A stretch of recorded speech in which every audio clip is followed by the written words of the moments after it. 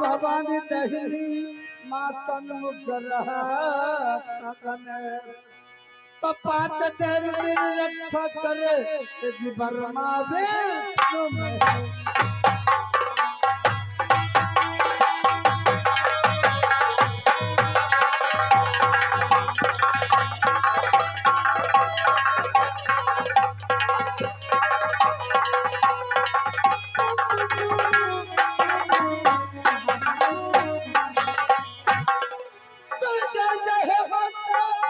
सरस्वती माँ बिने करो जो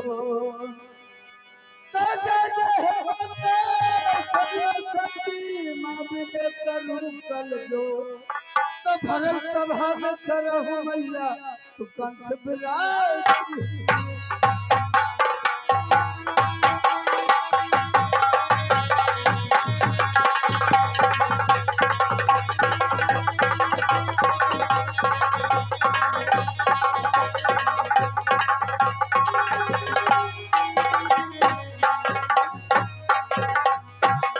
कलकत्ता का काली सुमरऊ माँ सुमरऊ भागलपुर के भगवती माँ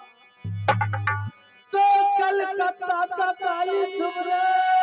सुमरऊ भागलपुर के भगवती माँ ये जी पटना का पटन देवी सुमरऊ बकरी का दुर्गा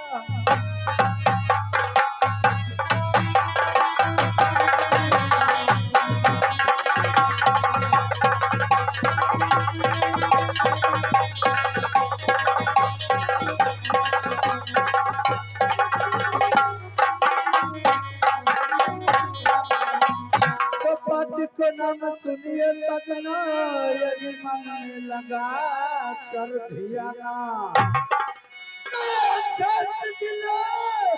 समस्तीपुर पर गए जिलोत्रा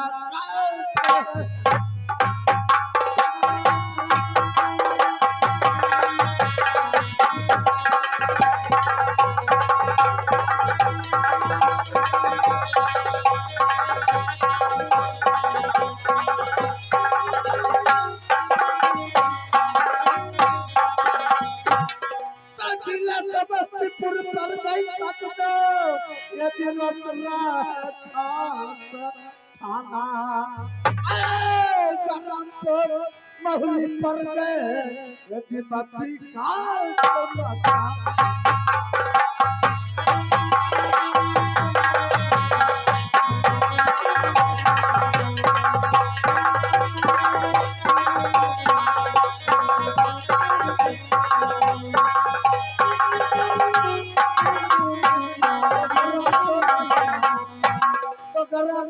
महली परता मपी है खास मकाना राम दुलार को नाम परत बबिया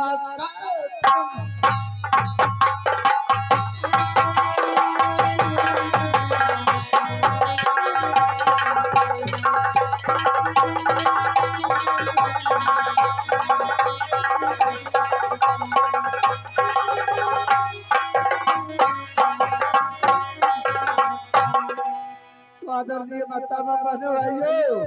हम लोग कोई महान कलाकार नहीं है आप लोग के सामने एक नन्हे मुन्ने बालक है